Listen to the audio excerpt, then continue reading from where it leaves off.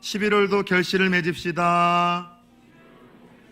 예, 특별히 새롭게 시작하는 11월, 여러분들 감사의 결실과 또 성숙의 결실이 저와 여러분들의 삶 속에 맺어졌으면 좋겠습니다.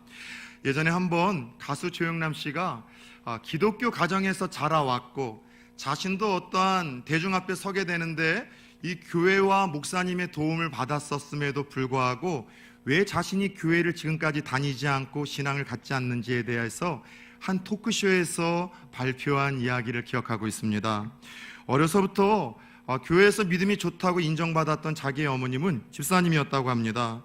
그런데 어린 아들이 보더라도 집사였던 어머니가 집이나 밖에만 나가면 너무나 거짓말을 많이 하고 도둑질을 심하게 하시더라는 고백을 하더라는 것이죠.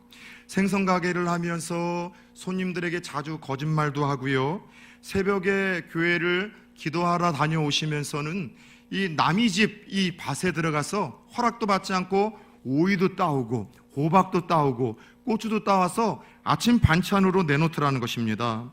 그래서 그런 어머님 때문에도 실망을 했는데 그 후로도 어머니뿐만이 아니라 소위 예수를 잘 믿는다고 하는 사람들을 보면은요, 믿지 않는 사람들보다도 더 많은 거짓말들과 도둑질을 하는 사람들이 많아 그 실망스러운 모습 때문에 신앙 버리고 지금까지도 예수 믿지 않는다는 그러한 이야기를 했습니다. 참 안타까운 이야기라고 할 수 있겠죠. 그런 의미에서 오늘 하나님이 주시는 10가지 행복 레시피 중 10계명 중에 8번째 계명은 따라서 해봅시다. 도둑질하지 말라. 예, 도둑질하지 말라라는 말씀입니다. 여러분, 이 8번째 계명 도둑질하지 말라라는 이 본문을 읽고 오늘 이 제목을 접했을 때 여러분 좀 마음에 어떤 생각과 느낌이 드셨습니까? 아마 평생 동안 도둑질 한 번 하지 않고 정직하게 성실하게 살아오신 분들은 오늘 제목과 본문 앞에서 편안한 마음을 아마 좀 가지셨을 거예요. 그러나 혹시 예전에 조금 누군가의 것을 몰래 슬쩍을 하셨던 경험이 있거나 지금도 그 도벽을 끊지 못하는 분들이 있다면 오늘 이 말씀이 누구보다도 좀 불편할 거라고 좀 생각을 합니다. 여러분, 중요한 것은 오늘 이 말씀이 저와 여러분들에게 좀 불편한 말씀으로 들려주시기를 축복합니다. 요즘에 새벽에 10계명의 말씀을 준비하며 항상 제가 하나님 앞에 이런 기도를 드립니다. 하나님, 말씀을 준비하면서 목사인 제가 먼저 좀 말씀 앞에 많이 불편하게 해주세요. 그래서 말씀 앞에 우선 제 삶을 돌아보고 제가 먼저 잘못된 것이 있다면 돌이킨 후에 성도님들에게 조금 불편할 수 있는 말씀이지만 당당하게 전할 수 있는 목사가 되게 해달라고 기도를 합니다. 그리고 오늘도 역시 더불어 먼저는 저에게 불편케 했었던 이 말씀을 성도님들에게 들고 서며 하나님, 오늘도 우리 성도님들 말씀 앞에 마구마구 불편할 수 있는, 그래서 영이 아직도 살아있다는 것을 느낄 수 있는 그런 시간이 되게 하여 주옵소서. 한 주 동안 기도하고 오늘도 강단 위에 서기 전에 그런 기도를 하며 여러분에게 섰습니다. 여러분, 사실 인류 역사 속에서 인간이 첫 번째 저지른 범죄도 도둑질이라는 사실을 알고 있으십니까? 이 도둑질이라는 것이 타인의 허락을 받지 않고서 내가 취하는 행위라고 한다면 아담과 하와가 에덴 동산에서 하나님이 금하신 선악과를 따먹었던 것, 이 도둑질이 인류 역사 속에서 인간이 범한 첫 번째 범죄라고 할 수 있습니다. 그 후로 이 도둑질이라는 것은 인간과 인간이 더불어 모여 사는 사회 속에서 인간이 가장 많이 저지르는 보편적인 범죄이고요, 지금도 사회에서 가장 많이 일어나고 있는 보편적인 범죄가 도둑질이라고 할 수 있습니다. 이런 이유로 도둑질만큼은요, 이 동서고금을 막론하고 어느 사회, 어느 국가를 막론하고 도둑질은요, 명확한 범죄로 명시를 합니다. 현존하는 법전 중에 가장 오래되었다는 함무라비 법전에서는 이 도둑질을 할 경우에는 이 무언가 따질 필요도 없이 죽여라, 사형을 언급했고요, 지금도 여러분 이슬람의 코란에서는요, 도둑질하다 잡힌 사람들의 손을 자르라고 명시를 합니다. 그렇다면 우리 기독교에서 이 하나님은 성경을 통하여 도둑질에 대하여 어떠한 하나님께서는 이 대책과 또 어떠한 하나님께서는 이 죄악에 대한 이 벌을 또 징계를 우리에게 말씀을 하셨을까요? 먼저 살짝 이야기를 드리자면 어떠한 이 함무라비 법전이나 또 코란과는 달리 기독교에서 이 그 도둑질의 죄만큼은 앞섰던 1계명에서 7계명과는 좀 달리 하나님이 무엇을 도둑질하냐에 따라서 그 대상과 그리고 그 목적을 따라서 조금 다르게 반응하시는 것을 성경을 통해서 우리는 보게 될 것입니다. 여러분, 중요한 것은 도둑질하지 말라는 이 말씀을 통해서 먼저 깨닫는 것은 하나님이 좀 어떤 분인지를 깨닫는 거예요. 하나님은 이 8번째 계명을 통해서 우리들에게 자신을 이렇게 계시하는 거예요. 나는 너희들이 땀 흘려 수고하고 애쓴 그 재산과 소유를 인정하는 이라는 거죠. 하나님은 공산주의처럼 니께 내 거고 내께 니께가 아니라 우리가 땀 흘려서 수고한 나의 소유와 재산을 하나님은 인정하시는 분이에요. 더 나아가 8번째 제자 이 계명을 통해서 하나님은 우리가 땀 흘려서 수고하고 얻은 그 소득을 불의한 악한 자들이나 사회의 강한 자들로 인해서 약자들이 빼앗기지 않기를 원하셔서 이런 공정한 사회, 공의로운 사회가 되기 위해서 8번째 계명을 우리에게 주셨다는 것을 먼저 이해하며 이 8번째 계명을 우리가 함께 좀 살펴보는 것이 좋을 것 같습니다. 사실 그래요. 지금까지 살펴봤던 1계명에서 오늘 살펴볼 8계명까지 10계명에 대한 우리 고정관념은 계속해서 우리가 시리즈 제목으로 깨고 있습니다. 10계명은 구원받는 조건과 구원의 방편도 아니고 우리 믿음의 사람들을 불편하게 살려고 하는 어떤 하나님 주신 족쇄도 아니고 10계명은 여러분 어떤 종교의 짐도 아니라 하나님이 우리에게 주시는 10가지 행복 레시피라 말씀을 드렸습니다. 어떻게 우리가 하나님이 주고자 하시는 행복을 누리고 빼앗기지 않고 그것을 만끽하며 살 수 있는지에 대해서 구체적으로 일러주신 그 삶의 방침이 이 10가지 10계명이라고 이야기를 했고 1계명부터 지금까지 살펴보았던 계명들을 보면 적어도 하나님의 백성들이라고 하는 성도들만이라도 그 계명을 주신 하나님의 의도와 정신을 파악하여 내가 속한 사회에서 그 계명을 실천하며 나아갈 때 이 땅에 하나님의 나라가 임하게 만들고 이 강자든 사회적인 약자든 모두가 공의롭고 정의롭게 살기를 원하는 하나님의 마음을 우리는 헤아릴 수가 있게 되더라는 것이죠. 그래서 그런 하나님은요, 이렇게 개인의 재산과 소유를 인정하고 약자들의 그 소득을 보호하시기 위해서 8번째 계명을 주시며 도둑질과 관련된 규례만큼은 성경에서 자세하게 다루셨고 그리고 의도적으로 반복하며 가르치셨고 그리고 이 8번째 계명을 간과하며 우리가 어길 시에는 그에 따른 분명한 심판이 있다라고 우리에게 경고하셨다는 것을 우리가 잊으셔서는 안 됩니다. 이 계명과 더불어 다른 목사님들의 설교를 듣다가 한 목사님의 예화가 제 마음에 꽂혔어요. 사람이 많은 길거리에 가서 야, 이 도둑놈아! 하고 외치잖아요.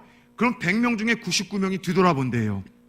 예, 야, 이 도둑놈아! 하면 99명이 뒤돌아보는데 자기가 도둑놈이어서 복일 수도 있지만 그거보다는 도둑놈이 아니라는 확신 때문에 도둑놈이 어떻게 생겼는가, 도둑이 우리 가운데 있어 확인하려고 본다고 합니다.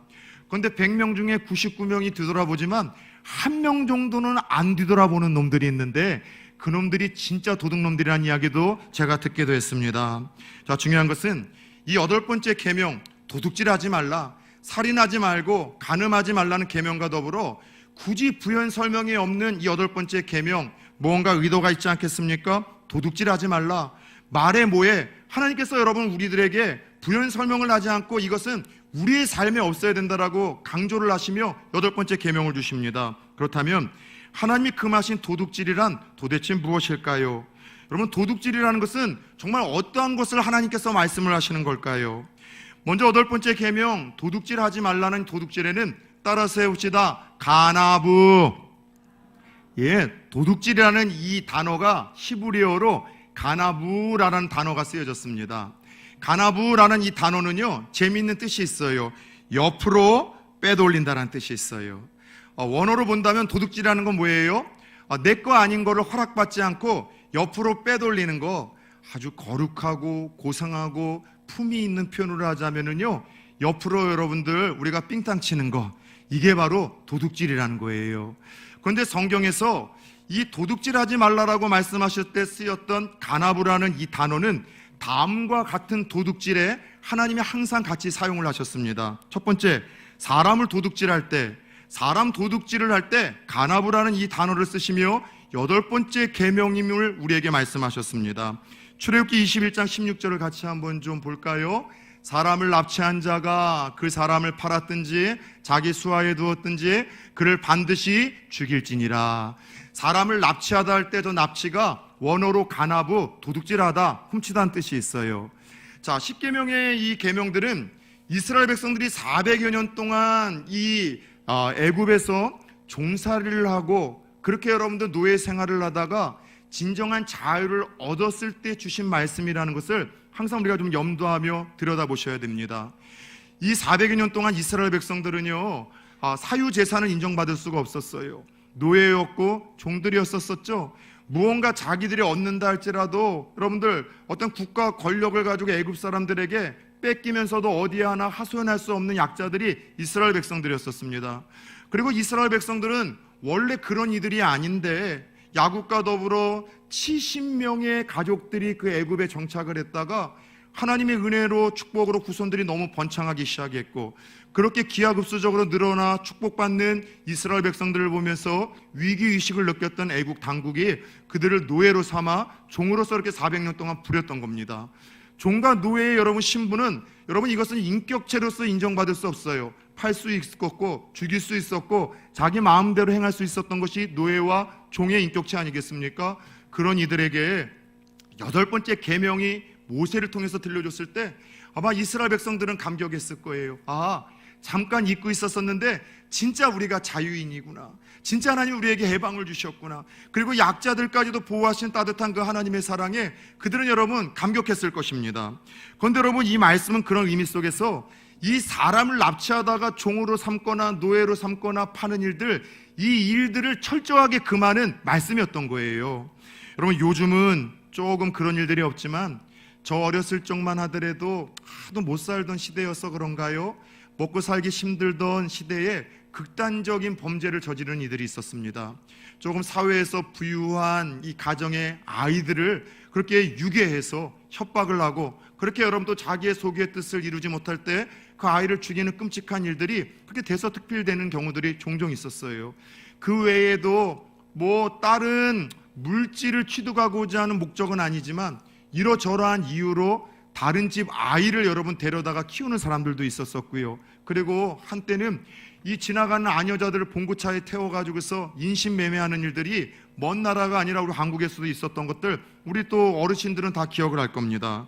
그런데 하나님께서 선을 넘지 말아야 될 몇 가지 여러분 죄악이 있는데, 그것이 바로 육계명에서 이야기했던 살인, 누군가를 죽이거나 내 생명을 스스로 취하는 살인만큼은 선을 넘어서는 안 되고, 또 하나 도둑질 가운데에도 하나님이 다른 도둑이 아니라 사람 도둑질하는 거 있잖아요. 납치를 하거나 유괴를 하거나 인신매매하는 경우는요, 명확하게 성경을 통해서 단호하게 명령을 하십니다. 따라 세우시다. 반드시 죽이라. 사람 여러분 훔치고 사람 여러분 납치하고 유괴하고 사람 팔아넘기는 것, 이거는 하나님 앞에 용서받지 못할 죄라는 거죠. 중요한 것은 여기에 사람을 납치해서 팔 때 이 납치하다라고 쓰인 단어가 도둑질하다라는 간합으로서 하나님이 금하셨던 8번째 계명과 같은 의미입니다. 두 번째, 간합이라는 이 단어는 언제 쓰였는가 하면 사람의 마음을 도둑질할 때, 사람 마음 도둑질하는 것을 죄악 하나님께서 도둑질이라고 이야기를 하며 사용을 하셨습니다. 사무엘하 15장 6절을 한번 좀 봅시다. 이스라엘 무리 중에 왕께 재판을 청하러 오는 자들마다 압살롬의 행함이 이와 같아서 이스라엘 사람의 마음을 압살롬이 훔치니라. 마음을 훔칠 때 저 훔치니라가 간하부, 하나님이 금하셨었던 8번째 계명의 같은 여러분 의미예요. 여러분 사람의 마음을 훔치는 사람들이 있습니다. 압살롬의 저 여러분들 이야기 알고 있죠? 다윗의 아들이었었습니다. 어떤 형제들 가운데 일어난 불미스러운 일들 때문에 배 다른 이복 형제를 죽여버렸죠. 그리고 망령을 했다가 아버지의 또 허락 속에 다시 돌아왔던 이 압살롬. 그러나 아버지를 이제 죽이고 왕위를 차지하기 위해서 음모를 꾸미기 시작을 합니다. 근데 처음에 어떤 음모를 꾸미기 시작을 하는가 하면 이 백성들의 마음을 훔치기 시작을 했어요. 아버지 다윗 왕에게 재판을 받으러 오는 백성들 그 길목에 서서 이 백성들을 막는 겁니다. 다윗 왕이 요즘에 너무 바쁘다, 시간이 없다, 너 같은 것들의 그러한 작은 소송이나 송사들은 들어줄 여유가 없다, 내게 말하라, 내가 들어주겠다. 그래서 어려운 문제와 여러 가지 역경 속에서 다윗 왕의 도움을 필요로 하는 사람들이 올 때마다 왕궁 앞에서 가로채서 그 사람들을 도와주는 거예요. 그런데 여러분 그 자체가 나쁜 것은 아닌데 그들에게 호의와 선의를 베푸는 그 목적이 악했던 것이죠. 마음을 뺏어서 자기의 욕심을 이루고 야망을 이루고 아버지를 죽이려고 하고 하나님의 나라라고 일컫는 유다를 전복시키려고 했던 그 악한 의도로 사람의 마음을 내게 향했었던 그 여러분 빼앗았던 그 가정을 하나님은 악하다고 말씀을 하시며 그가 사람의 마음을 훔쳤다라고 이야기를 합니다. 살다 보면 필요 이상의 상식 이상의 호의와 친절을 베푸는 사람들이 있어요. 자주 이야기를 했던 것처럼 여러분, 사람은 절대 믿음의 대상이 아닙니다. 사람은 사랑과 용서와 이해의 대상이지 사람 믿었다가는요 반드시 상처를 받아요. 자주 이야기를 합니다.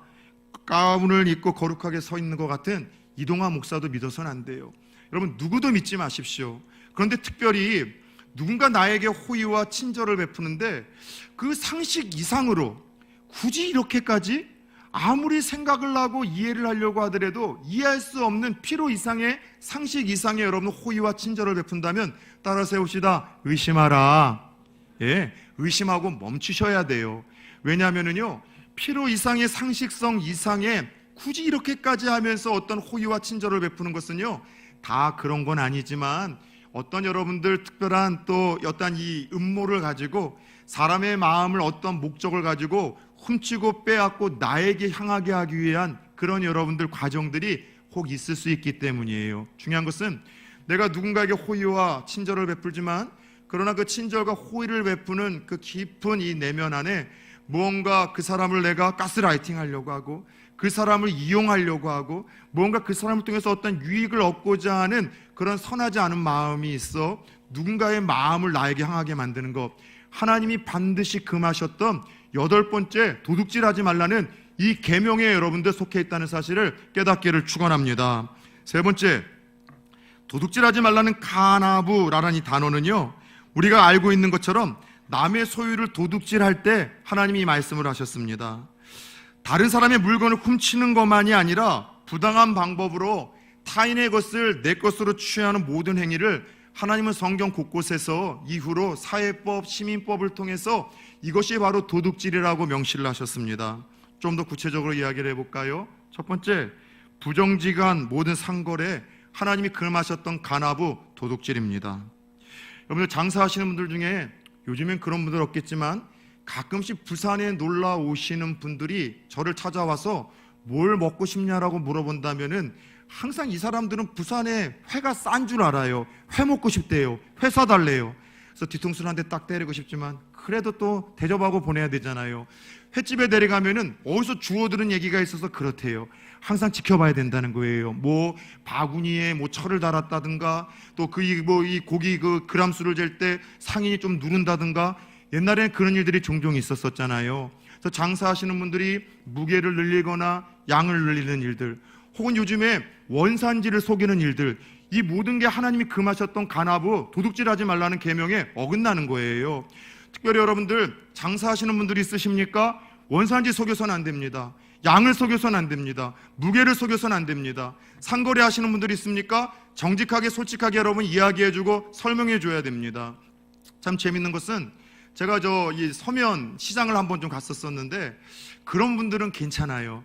이렇게 뭐 쌀도 팔고 콩도 팔던 분인데 팥을 파는데 거기에 이렇게 뾰족 이렇게 나무로 이렇게 뭔가 만들어서 글을 써놓으셨는데 이렇게 쓰셨더라고요. 지금은 북한산, 통일되면 국내산, 이렇게 해서 했는데 그런 거는 깜찍하잖아요. 속이는 게 아니니까는요. 그런데 무언가 상거래를 하면서 부정직하고 그 여러분 고객이 알아야 될 것을 알려주지 않는 경우, 이게 여러분 하나님이 금하신 도둑질이라고 이야기를 하십니다. 두 번째는요, 부동산 투기하는 것, 이게 여러분 하나님이 금하신 도둑질입니다. 투자는 하나님께서도 적절하게 우리에게 권면을 하세요. 내 어려운 날을 위하여 저축하라, 모아두라, 하나님이 우리에게 명령을 하십니다. 그런데 여러분, 내가 먹고 마시고 쓸 수 있는 건 넉넉함에도 불구하고 더 많이 소유하기 위한 탐욕과 욕심으로 집 한 채가 아니라 여러 채를 구입하고 필요하지 않은 땅을 여러분 자꾸 구입해서 뭔가 투자가 아닌 투기의 목적으로 부동산을 늘리는 것, 하나님이 엄격하게 금한 여러분 가나부, 바로 여러분 이것이 8번째 계명이었었어요. 많은 사람들이 잘 모릅니다.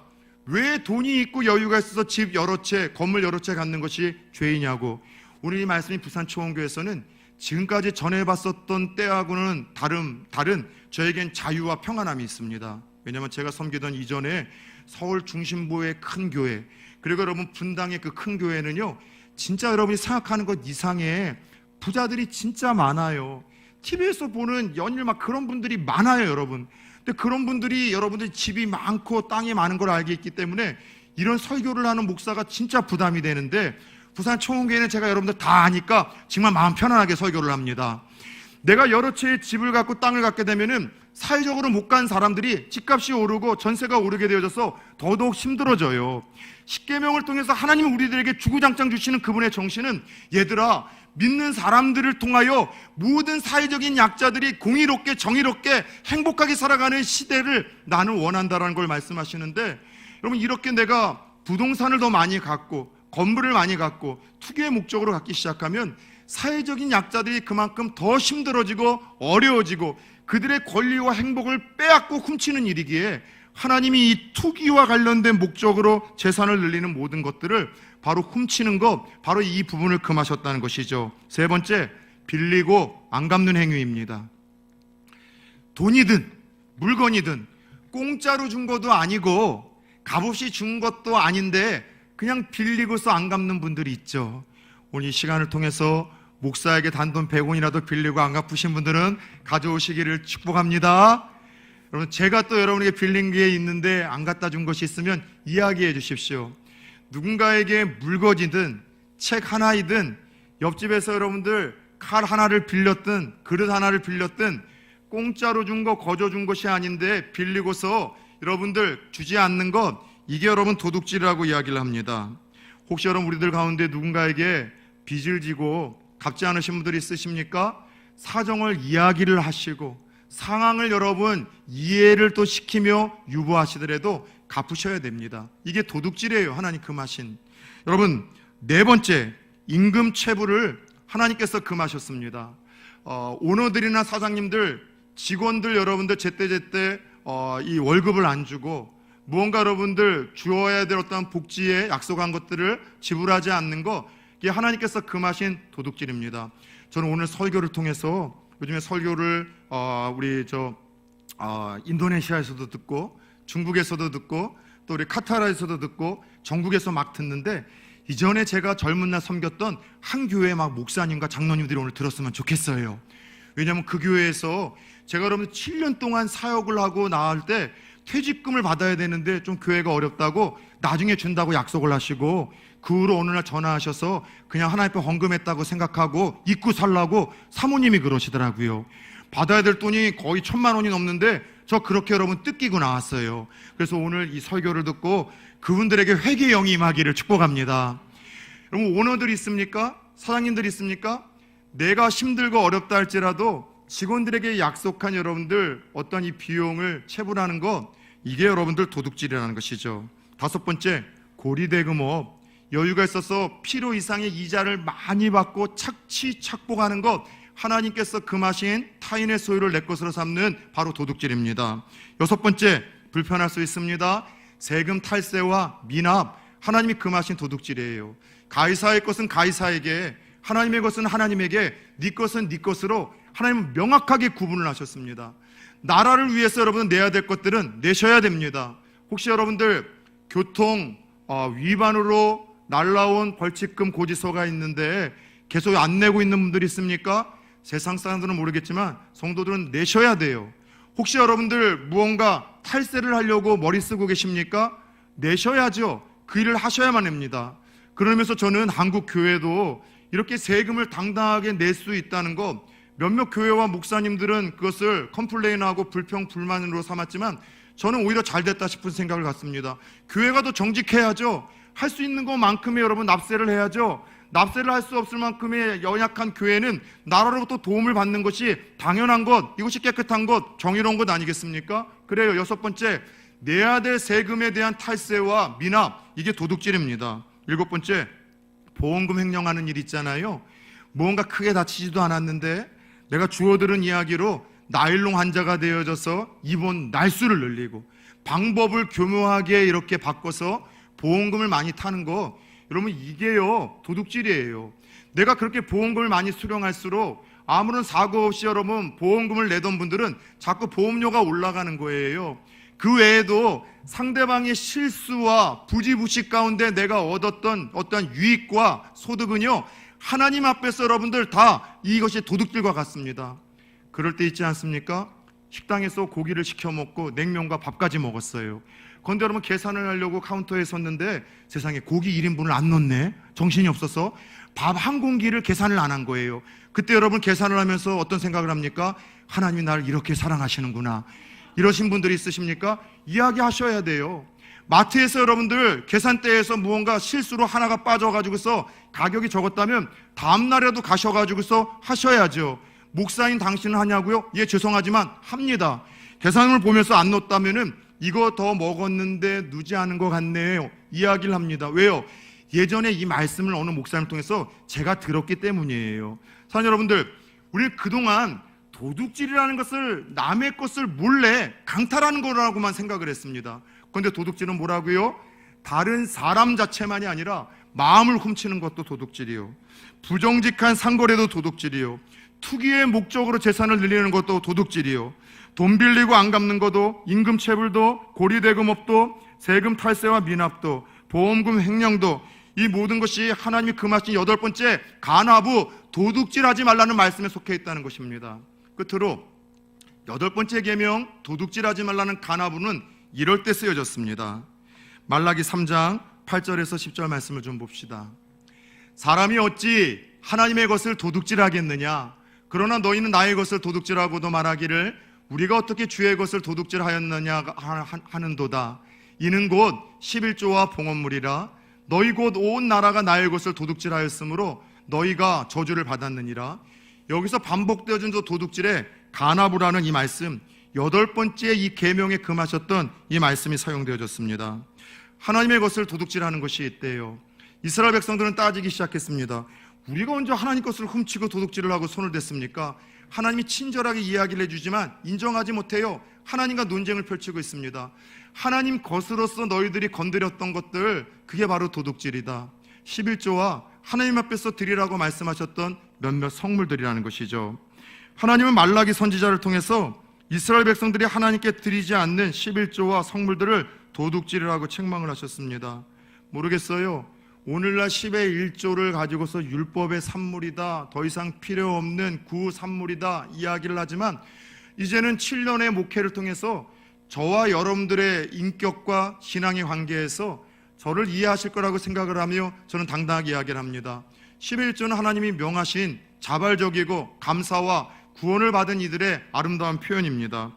11조를 드린다고 생각하십니까? 11조는 드리는 것이 아니라 여러분 11조는 건드리지 않는 하나님의 것입니다.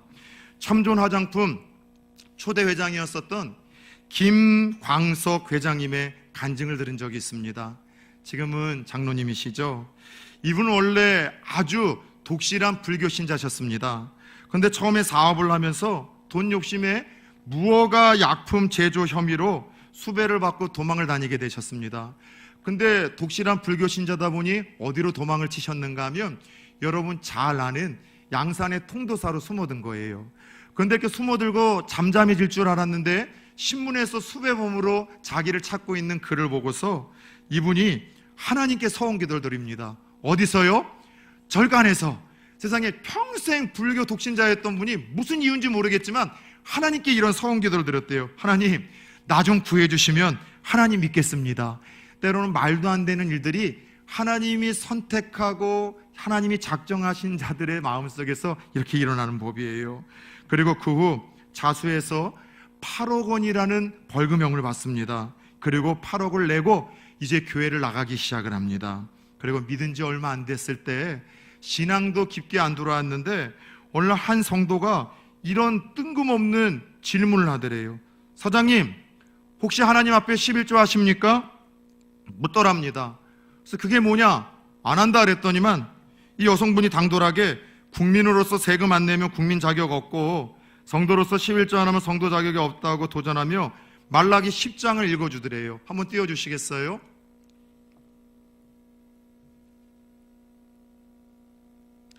만군의 여호와가 이르노라 너희의 온전한 11조를 창고에 들여 나의 집에 양식이 있게 하고 그것으로 나를 시험하여 내가 하늘 문을 열고 너희에게 복을 쌓을 곳이 없도록 붙지 아니하는가 보라. 이 말씀 앞에 되게 좀 불쾌했지만, 그런데 무언가 그녀의 그 확신이 있는 그 도전 앞에 오기가 생기더래요. 그래서 하나님 앞에 이런 기도를 했다고 합니다. 좋습니다, 하나님. 그러면 꼭 한 번만 하나님 시험해 보겠습니다. 11조 도둑질 안 하고 드릴 테니까 저를 약속대로 구체적으로 한 번만 축복해 주세요 라고 기도했다고 합니다. 그래서 시작했던 그 11조로 매년 그때 매출이 1억이었는데 결단하고 드린 후에 놀랍게도 8억의 매출을 내서 벌금형으로 물었던 그 비용을 채우시더랍니다.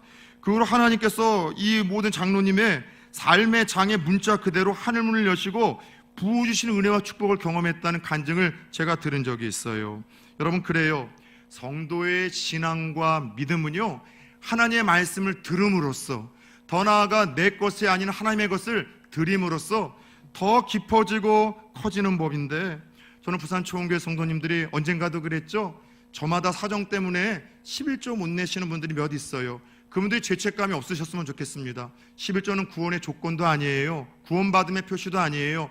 그럼에도 불구하고 여러 이유로 내가 아직은 믿음이 없고 신앙이 없어.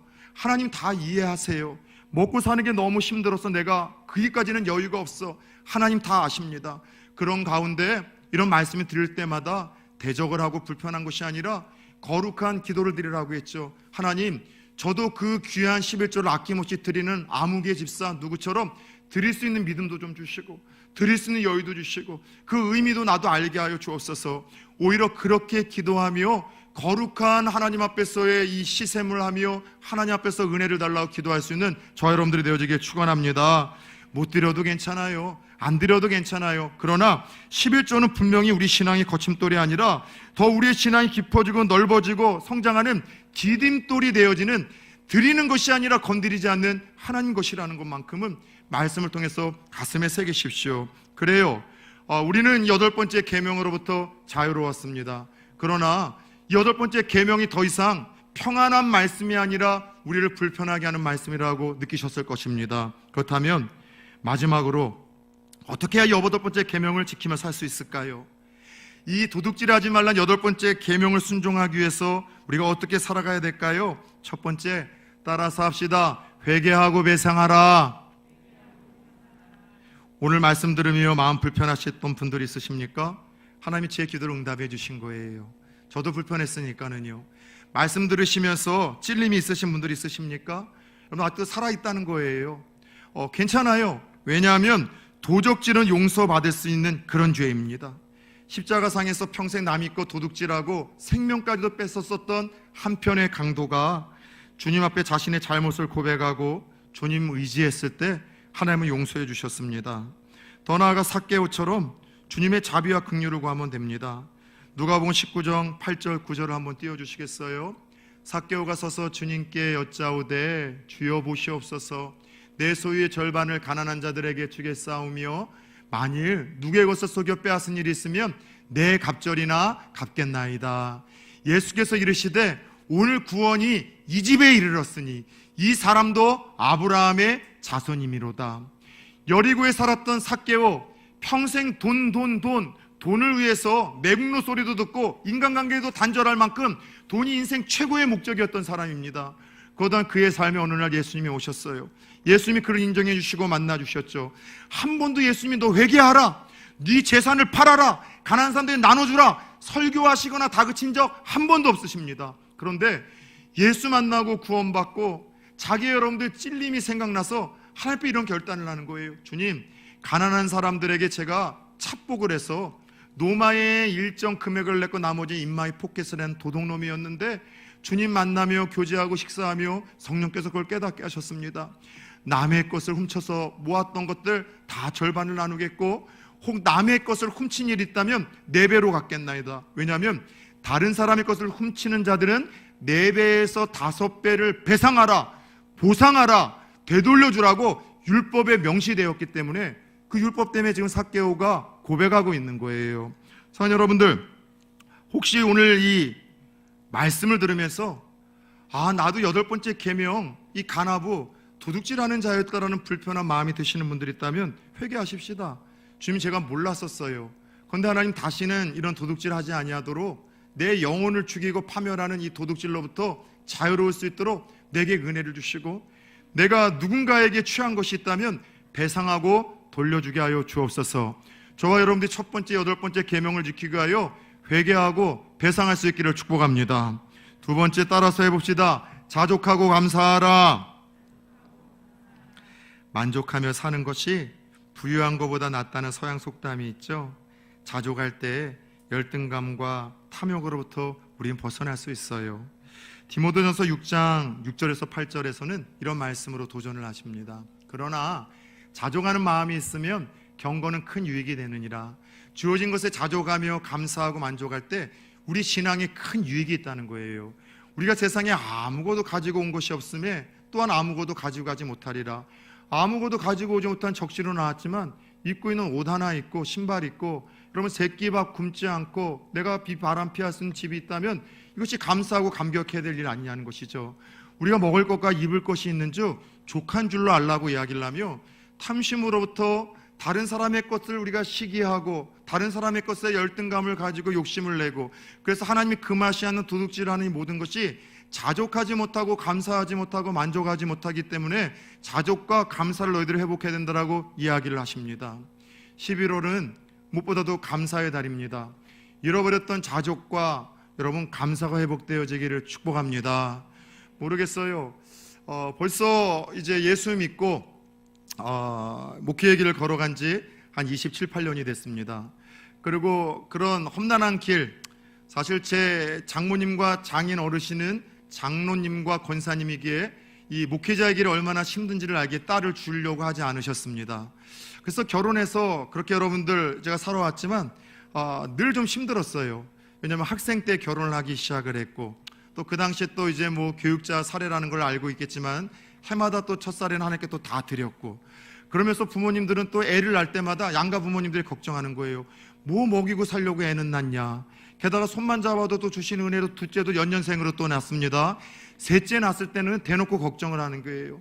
집이라고 해서는 방 한 칸이 있고요. 이게 불 끄면 낮인지 밤인지 모르는 이 지하실에서 비만 오면은 이 하수구에 여러분들 싱크대에서 물이 역류해서 하나밖에 없는 애들 뉘어놓은 방에 들어갈까봐 수건은 물걸레를 만들어서 빼게 되는 그런 삶을 살았지만 하나님의 은혜가 있을 거라고 생각을 했어요. 왜냐하면 채워주시고 공급하신 하나님의 은혜, 자족하고 감사하면 채워주신 하나님의 은혜가 있을 거다.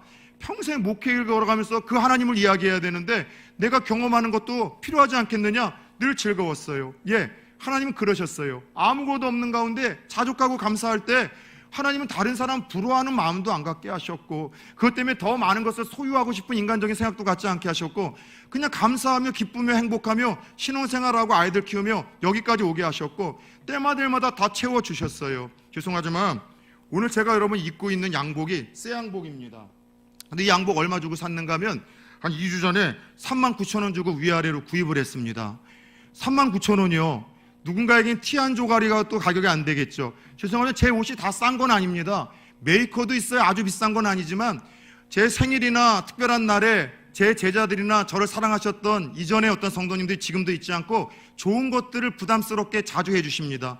근데 되도록 여러분들 싼 거 사서 입어요. 39,000원짜리 정장 입고 사고 여러분 두 벌이나 샀지만 다른 사람들 몇백만 원짜리 입는 거 부러워한 적 한 번도 없습니다. 그냥 이것만 해도 감사한 거예요. 기쁜 거예요. 무슨 욕심을 더 냅니까?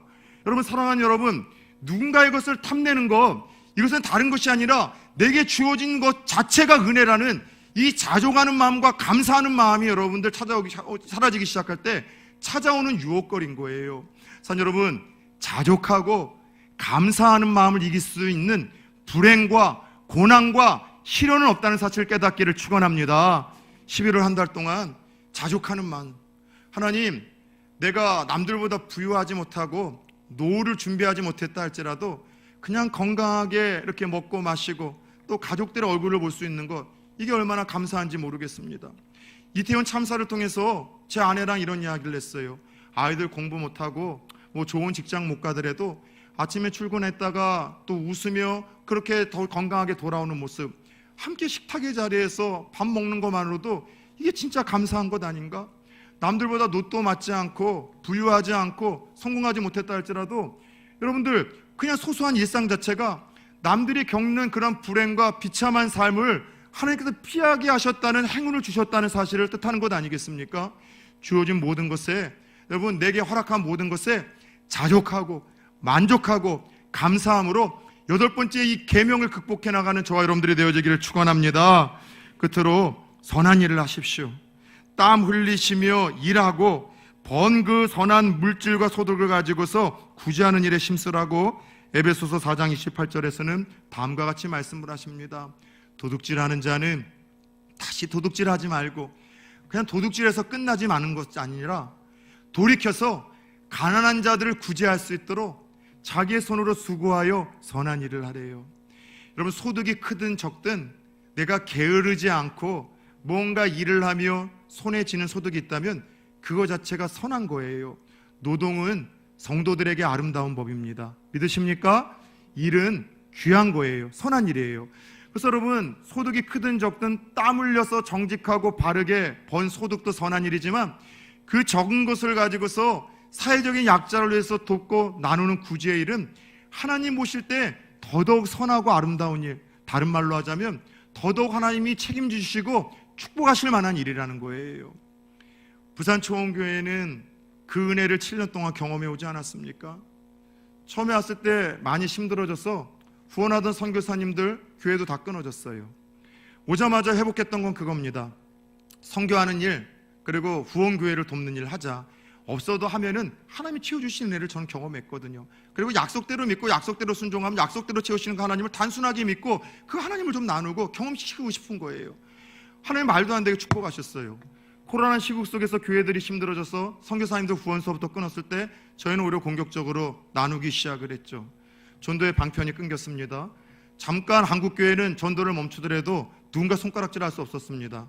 그럼에도 불구하고 사회적인 약자들이 교회는 이 주위에 더 많기 때문에 명절 때마다, 추석 때마다, 저희는 그리고 설날 때마다, 더 나아가 또 여름에는 또 우리가 그 복날마다, 그리고 여러분들 우리가 겨울 요쯤 되면은 이제 또 사랑의 김장 나눔을 통해서 계속해서 예수의 이름으로, 교회의 이름으로 전포동과 진구 지역에 우리가 할 수 있는 분량만큼의 구제하는 일에 최선을 다했어요. 저는 모르겠어요.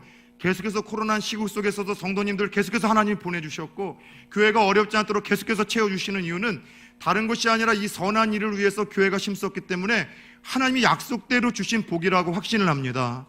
이제 여러분들 11월 셋째 주에 저희들이 또 추수감사와 헌금이 들어오잖아요. 그 헌금은 해마다 몇 년 전서부터는 거의 여러분들 한 4분의 3 정도는 다른 것이 아니라 전포동 지역에 있는 사회적인 약자들 김장 김치 나누는 일을 위해서 저희가 후원을 했었어요.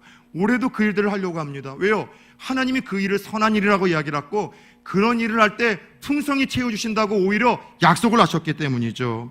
사랑하는 여러분들, 도둑질하지 말라는 이 계명의 말씀은 적극적으로 자신의 소유를 타인에게 나누는 삶으로 완성하는 말씀. 그래서 하나님의 나라를 내 이름으로 너희가 힘있게 선포하고 이루어가라는 말씀으로 확대가 될 수 있어요. 가끔씩 청소년 사역을 하고 청년 사역을 할 때마다 시험 기간이 되면 늘 젊은 친구들에게 자주 들려준 얘기가 있습니다. 야, 컨닝하다가 부끄러운 1등 되는 것보다는 떳떳한 꼴등이 하나님 앞에서 아름답고 그런 인생들을 축복하더라. 눈과 얼굴이 따로 노는 애들하고는 놀지 말라. 아예 컨닝할 때 그냥 얼굴 같이 그냥 과감하게 이렇게 보고 이런 애들하고 친해지라고 이야기를 해요. 그리고 컨닝하지 말고 너희들은 빨리 시험 치고 오히려 컨닝하는 애들 잡아주는 감독관 되라고. 그래서 부끄러운 1등보다 떳떳하고 정직한 꼴등이 훨씬 더 아름답고 하나님 그런 인생들 축복하신다. 어른들에게도 같은 메시지를 선포하고 싶어요. 여러분, 부끄러운 부자, 떳떳하지 못한 부자보다는 하나님 말씀대로 살아가는 정직하고 깨끗한 가난뱅이가 되십시오. 그런 인생들을 하나님이 축복하십니다. 그런 인생들의 영혼을 잘되게 하십니다. 가룟 유다를 보십시오. 도둑질을 통해서 영혼이 멸망을 하고 영원한 멸망의 주인공으로 사라져버렸습니다. 사랑하는 여러분들, 오늘 하나님 우리에게 말씀하세요. 도둑질하지 말라. 자족하고 선한 일에 힘쓰고 하나님을 신뢰할 때 축복하시겠다고요. 참 좋은 화장품의 김강석 회장님의 그 간증을 통해서 마지막 간증에 제가 참 많은 감동을 받았습니다. 그렇게 마음속에 하나님 앞에서 서원하고 결단한 순간서부터 하나님이 끊임없이 막 축복을 하시더래요. 그래서 11절을 통해서 아름답게 하나님 축복하실 때 감사하고 좋은 마음이 아니라 무서워지기 시작하더래요. 물질이 이렇게 많아지면 내가 어떻게 해야 되지? 그래서 두 가지 결단을 했대요. 첫 번째는 아내만 사랑한다는 거. 왜냐하면 같은 레벨의 사람들을 만나다 보니까 늘 그렇고 그렇다 보니까 이게 좀 문제가 일어나더래요. 아내만 평생 살아겠다는 서원을 했고, 기도하면서 두 번째는 하나님이 기뻐하시는 일을 위해서 마음껏 쓰겠으니 더 축복하여 주옵소서, 이 다짐을 한 거죠. 그래서 이후로 이 선교사님은 이 장로님은 선교하는 일을 위해서 힘쓰기 시작을 했고, 장학 사업을 위해서 힘쓰기 시작했고, 가난한 자들을 돕는 구제 사업을 해서 힘쓰기 시작했고, 개척교회를 돕는 일을 해서 힘쓰기 시작했는데, 순종하며 섬길수록 하나님 더 크게 축복하시며 더 크게 이 일들을 감당할 수 있도록 역사하셨다는 거예요. 사랑 여러분들, 하나님 주신 이 말씀을 기억하며 선한 일에 우리의 주신 것들을 자족하며 흘릴 수 있는 또 다른 주인공들 되기를 축원합니다.